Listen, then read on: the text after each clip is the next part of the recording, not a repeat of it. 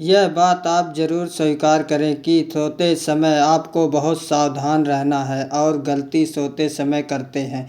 किसी की कोई प्रपंच की बात याद करते हुए या मोबाइल देखते हुए या कोई गंदी चेष्टा हो का चिन्ह आपकी रात बेकार चली जाएगी।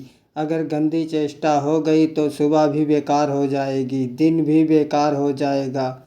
व्यर्थ का चिंतन उसी समय विषय चिंतन होता है, उसी समय विषय भोग की आकांक्षा जागृत होती है, उसी समय विषय देखने की इच्छा होती है। तो जिस समय आप अपनी शैया पर जाएं, मोबाइल स्विच ऑफ कर दें। उसमें मैसेज घंटी आने का कोई भी रास्ता मत रखें। मान लीजिए आप उपासक हैं, मोबाइल प्राप्ति के 30-35 वर्ष से यह नहीं था तो सब मर नहीं गए थे और बोले इमरजेंसी तब भी जब रचना नहीं हुई थी। मुझे लगता है क्योंकि 30-35 वर्ष में ही इसका विस्तार देखा है, नहीं तो कभी किसी के पास मोबाइल नहीं होती थी। कोई बड़े अधिकारी के पास रहता था, वही रखते थे, नहीं तो मोबाइल किसी के पास तो नहीं थी। हमें लगता है 30-35 वर्ष तो फिर इमरजेंसी कैसे चलती थी। इमरजेंसी व आप ब्रह्मा हो क्या कि इमरजेंसी संभाल लोगे। स्विच ऑफ करो। जो सब इमरजेंसी संभालने के लिए तैयार रात दिन ना सोता है, वह हर समय जागृत रहता, वो हमारा आराध्य देव है। स्विच ऑफ करो, चिंतन लगाओ श्री जी का। यह जो रात्रि के शयन के समय मोबाइल में इधर उधर दृश्य देखते हैं, अपने सर्वनाश का बीज बोते हैं। मान लो हमारी प्रार्थना मान लो। यह उस समय मन आपको परेशान करेगा जब कमरे की सिटकनी अंदर से बंद होगी। सबसे प्रार्थना है रात्रि के शयन के समय तो बोले फिर ठीक है 10 बजे तक देख लेंगे मोबाइल, इसके बाद शयन के समय भजन कर लेंगे। होगा ही नहीं। क्या तुम देखना चाहते हो प्रीतम के सिवा और कुछ क्या देखना चाहते हो? वो भी सुबह सुंदरी साज श्रृंगार साज शोभा सर्वांग प्रति सहज रूप विराजमान नंदिनी हमारी स्वामिनी जी की सुंदरता छुपाने के लिए आभूषण पहनाए हैं, औरों को तो आभूषण सुंदरता बढ़ाने के लिए। यहाँ छवि के छिपाए हुए ऐसे दास होकर क्या देखोगे? मोबाइल में क्या देखना चाहते हो? वासना की कीड़ा, और तुम उस कीड़ा को देखना चाहते हो। परमार्थ के पथिक हो देखना तो प्रभु को देखने की वृत्ति रखो, अन्यथा मूंद लो आंखें। प्यारे महान फल प्राप्त करोगे। सबसे प्रार्थना है एकांत में मोबाइल रूपी दुश्मन से बचो, क्योंकि जब आप गंदी बात कहीं देखोगे तो आपके अंदर वैसा ही चिंतन बनेगा, ऐसे ही लगेगा मैं भी ऐसा करूँगा, मैं भी भोग करूँगा। ऐसा देखो, मान लीजिए आप जब हमारे शास्त्र कहते हैं पशु पक्षियों के को नहीं देखना, अगर ऐसा एक बार दृष्टि पड़े तो मानसिक प्रणाम करके दोबारा दृष्टि ना देना। आप मोबाइल में ऐसी चेष्टा देखोगे, कैसे आप भगवान भजन करोगे, कैसे भगवत प्राप्त का उद्देश्य रख पाओगे? यह कलयुग की बहुत महीन चाल है, उसके बिना काम नहीं चलेगा। हम तुम्हें काम से युक्त कर देंगे, इसके बिना काम चलेगा नहीं। तुमको रखना पड़ेगा। जब तुम इसे रखोगे तो हर काम अपना कर लेंगे। कलयुग ने कहा हम अपनी व्यवस्था बना लेंगे। यहाँ कह रहे हैं जब आप नींद में जा रहे तो बिल्कुल मानो मृत्यु शैया पर जा रहे हैं।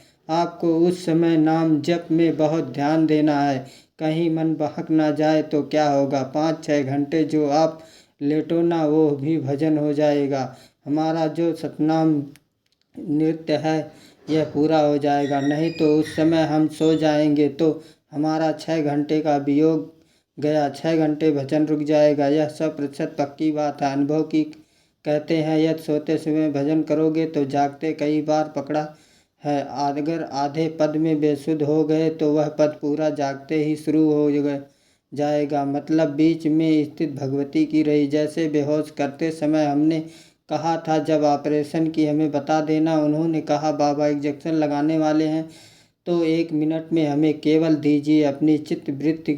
जब होश आया तो वही पहले चिंतन चल रहा था, वही चिंतन जैसे सोने के समय में बेहोश हुए तो जगने के समय वही चिंतन। ऐसे ही इंजेक्शन से जब बेहोश हुए और जब होश आया तो वही चिंतन। बहुत बड़ा चमत्कार अभ्यास का है। नींद खुले तब से लेकर गहरी नींद आने तक स्मरण में कभी रुकना नहीं। और आपको एक छूट दे रहे हैं। कभी कभी क्या होता है कि एक मंत्र में, एक नाम में जैसे बहुत देर अभ्यास करते तो मन उबने लगता है। इसका स्वभाव है। यह अनुभव की बातें कहते हैं, इसका स्वभाव नहीं होता। यह मतलब तो इसको हम लोगों ने कैसे फंसाया। जैसे गुरमंत्र जप रहे हैं, अब 2-3 घंटे लगातार बिल्कुल वीर सजा रहता है, ऐसे अपने लोग रहते। छोटा राधा एकदम चिपक गया तो कैसे मारे। छोटी चाकू ना से राधा राधा, थोड़ी दूर राधा वल्लभ श्री हरि, दूरी गुरु मंत्र। बड़े बड़े अस्त्र अपने पास रख लें। बहुत भाग रहा तो फंसा दीजिए। प्रथम यथावत प्रणव सी, अब लग पूरा पद पूरा उसमें लगा दो। भोजन पाते समय ऐसा अभ्यास किया। 1 घंटा के पहले भोजन नहीं होता, चाहे 2 रोटी पाना हो समय लगता है। आराम, एक नाम, एक कुछ भी, एक हल्ला मचाओ, कोई फर्क नहीं पड़ेगा, अपना चलेगा। अभ्यास, स्नान के समय, भोजन के समय, किसी क्रिया के करते समय, किसी से बात करते समय, सोते समय, यह विशेष स्थान जहाँ में सावधान रहना। या भजन छूटता है, ध्यान देना, यही भजन छूटता है। चलते समय, क्रियावान होते समय, प्रसाद पाते समय या किसी से बात करते समय, यह सब भजन के छूटने के स्थान हैं। और यही पकड़ना। भजन को जब आपको बिल्कुल ना लगे तो मानसिक सब बंद कर दो और गुनगुनाने लगो। जो ध्वनि आपको अच्छी लगे उसी में नाम, कोई नाम लेके संसार का चिंतन ना होने पावे। चाहे जो कुछ जहाँ तुम्हारा मन आवे, गंगावली गोदावरी कुछ भी, भगवत चिंतन सिवा संसार के चिंतन होने। पहले ऐसे अन्य बनो, फिर बाद में अनन्य। आती रसना कटो जौन विषय चिंतन कर रहे आते हैं। पहले हम आपको छूट देते हैं। भक्त चरित्र, भगवान के चरित्र, नाम कीर्तन मंत्र, जो भी चाहो संसार का चिंतन मत होने देना।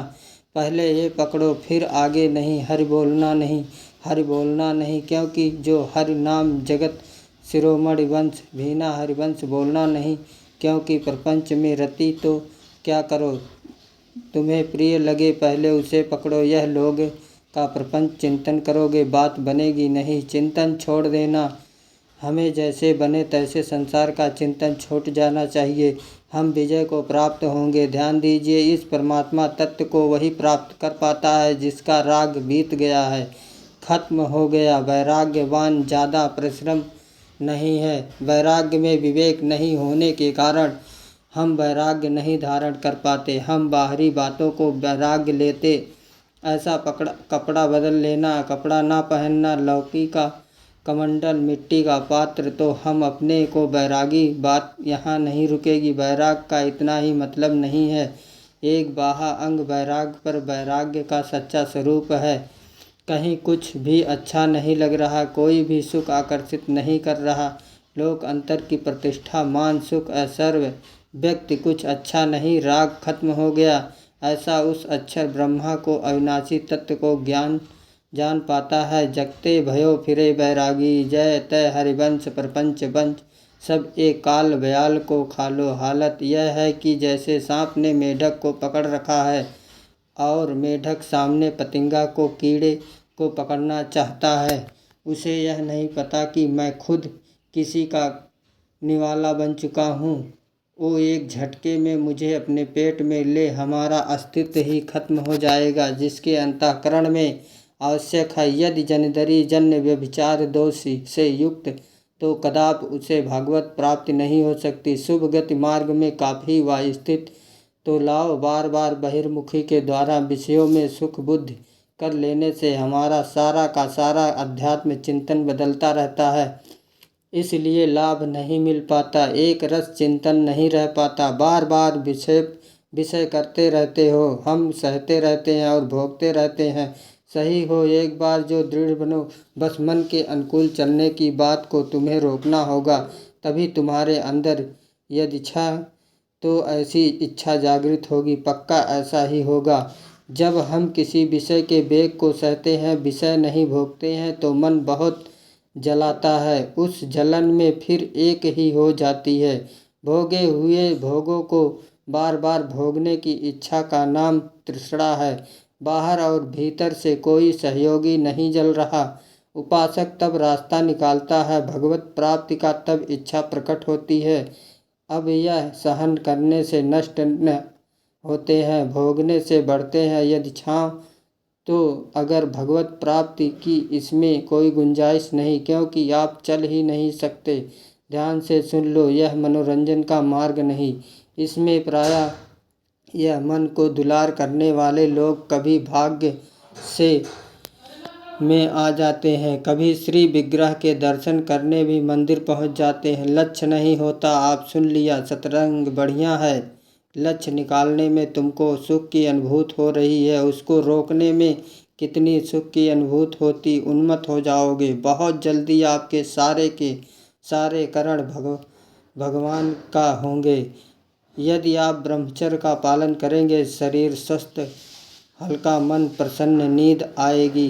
विजय कितने गुण ही गुण और ब्रह्महीन आलस्य, प्रमाद, भोगों का चिंतन, मन का डिप्रेशन में पहुंचना, कमर में दर्द, टांगों में दर्द, सर में दर्द, घबराहट होना, बिना किसी कारण के मन भयभीत हो रहा है, भोजन अपच हो रहा है, बिना शरीर से भोगे भोगो तो आसक्ति शरीर की पुष्टि होगी, आसक्ति भोग सुख की पुष्टि होगी। नहीं, कितने दिन शरीर रहेगा, कितने दिन भोग रहेंगे।